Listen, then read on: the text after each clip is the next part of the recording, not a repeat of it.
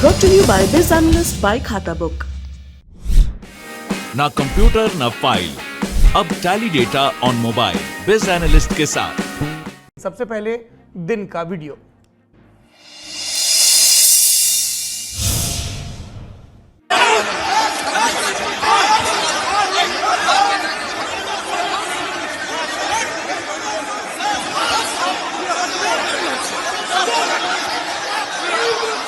पश्चिम बंगाल विधानसभा के अंदर मोबाइल से बना ये वीडियो आज दिन भर सोशल मीडिया पर तैरता रहा।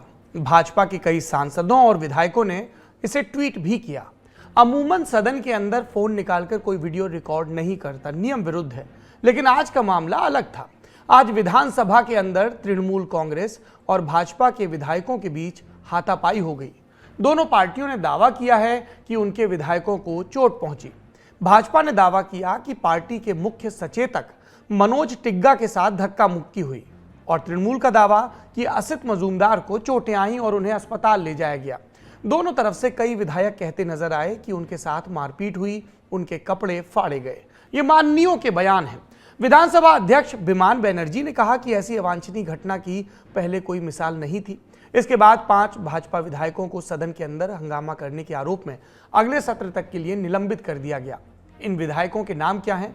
नेता प्रतिपक्ष शुवेंदु अधिकारी, मुख्य सचेतक मनोज टिग्गा, नरहरि महतो, शंकर घोष और दीपक बर्मन।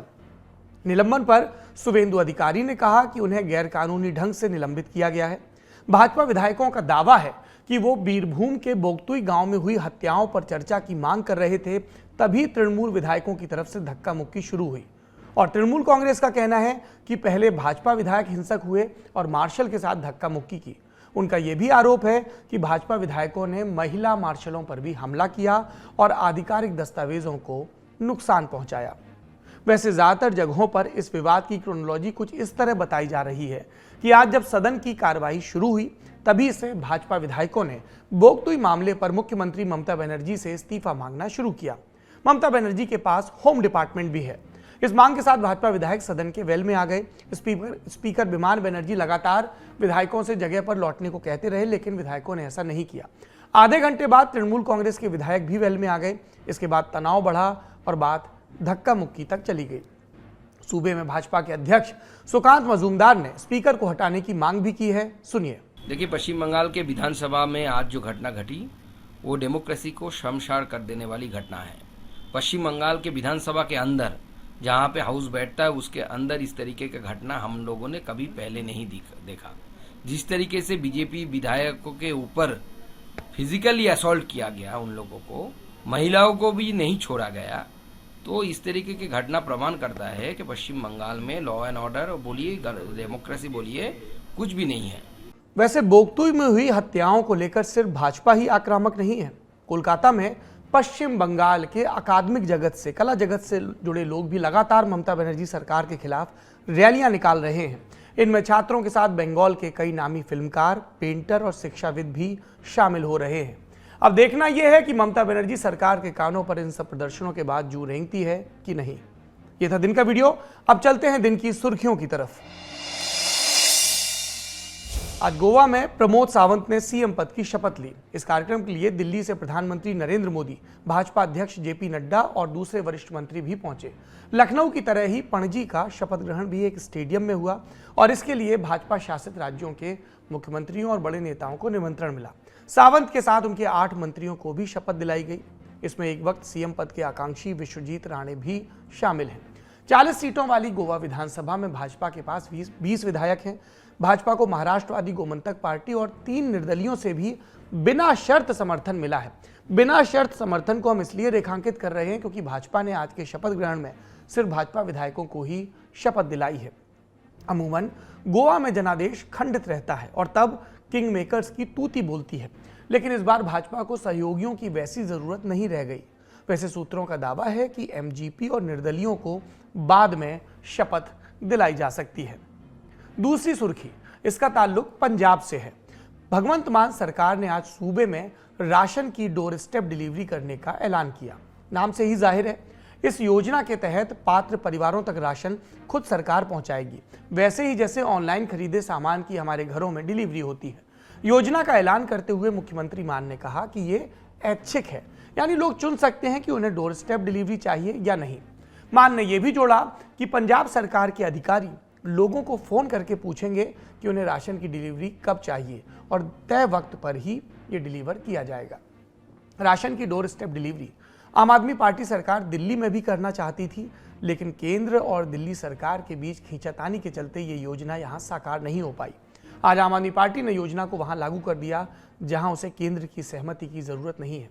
इस मौके पर अरविंद केजरीवाल टीवी पर आए तो ये कहा। तो मैं पंजाब के लोगों को बहुत बहुत बधाई देता हूं। मैं समझता हूं ये जल्दी लागू होगा, आज ऐलान किया गया है।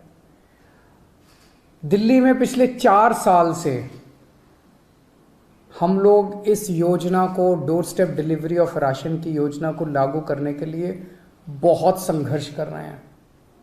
सब कुछ हो चुका था, हमने सारा काम कर लिया था।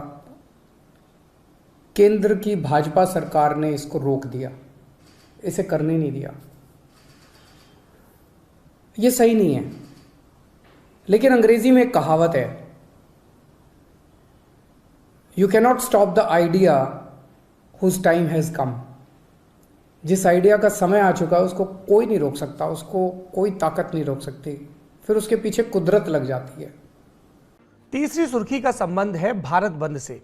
केंद्रीय कर्मचारियों की यूनियनों और all India bank employees association ने 28 और 29 मार्च को भारत बंद बुलाया है। बंद का मकसद है केंद्र सरकार की नीतियों का विरोध करना। दर्शक जानते हैं कि सरकारी बैंकों के कर्मचारी प्राइवेटाइजेशन और बैंकिंग लॉज अमेंडमेंट बिल 2021 का लंबे समय से विरोध कर रहे हैं।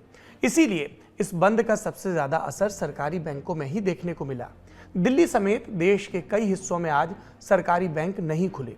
देश के सबसे बड़े बैंक SBI का कहना है कि हड़ताल के चलते बैंकिंग सेवाओं पर बुरा असर पड़ सकता है। बैंकों से इतर बंद का असर मिला जुला रहा। हरियाणा के पंचकुला में हरियाणा रोडवेज यूनियन के सदस्यों ने हड़ताल की। ऐसी हड़ताल तमिलनाडु में भी हुई। पश्चिम बंगाल में जगह जगह ट्रेनों को रोका गया। यातायात की बात चली है तो आपको एक और अपडेट देते चले। आज पूरे देश में पेट्रोल का दाम 30 पैसे प्रति लीटर और डीजल का दाम 35 पैसे प्रति लीटर बढ़ा दिया गया। पिछले 7 दिनों में छठी बार दाम बढ़े।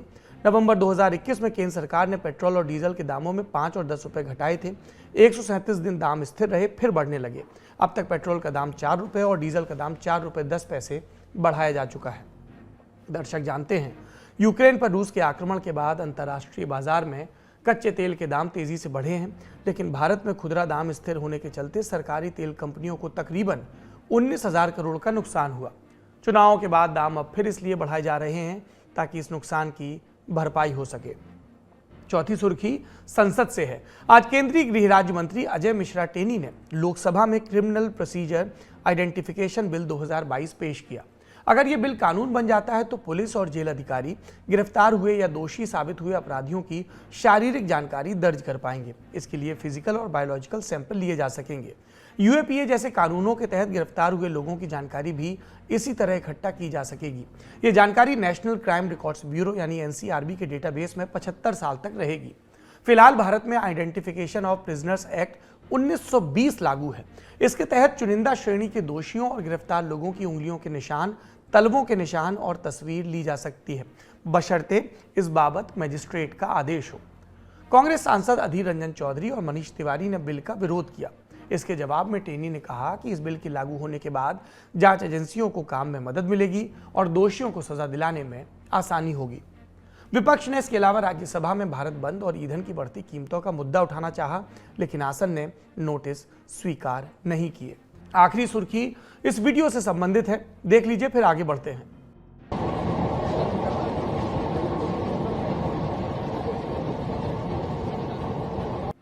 वीडियो उत्तर प्रदेश विधानसभा के अंदर का है, जहां आज विधायकों की शपथ हुई। इस दौरान मुख्यमंत्री योगी आदित्यनाथ और नेता प्रतिपक्ष अखिलेश यादव के बीच ये मुलाकात हुई। दिल मिले ना मिले पर हाथ जरूर मिले। बढ़ते हुए सीएम योगी ने सपा अध्यक्ष अखिलेश यादव के कंधे पर हाथ भी रखा। इतने दिनों की प्रतिस्पर्धा और उसमें हुई तीखी और व्यक्तिगत टिप्पणियों के बाद ये पहला मौका था जब दोनों नेता आमने सामने थे। पहले दिन विधानसभा से आई इस तस्वीर को सोशल मीडिया पर कई लोगों ने सुखद बताया, क्योंकि आमतौर पर सत्ता और विपक्ष की इस तरह की तस्वीरें नदारद रहती हैं। इसके बाद आगे बढ़कर सबसे पहले सीएम योगी ने विधायक के तौर पर शपथ ली। प्रोटेम स्पीकर रमापति शास्त्री ने पहली बार के विधायक विधानसभा में अखिलेश यादव और बाकी विधायकों को भी शपथ दिलाई। इससे पहले का भी एक वीडियो विधानसभा में लगे कैमरे से सामने आया, जिसमें सीएम योगी के विधानसभा में आते ही थोड़ी देर तक अखिलेश यादव से बातचीत का नजारा दिखा। बारी बारी से वो विपक्ष के विधायकों से भी मिलते नजर आए। यूपी विधानसभा से ही एक खबर और है। बीजेपी के वरिष्ठ विधायक सतीश महाना ने सीएम योगी की मौजूदगी में विधानसभा अध्यक्ष के पद के लिए नामांकन किया। विपक्ष ने भी उनके नाम का समर्थन किया। तो अब यह तय है कि निर्विरोध सतीश महाना कल से विधानसभा अध्यक्ष की कुर्सी संभालेंगे।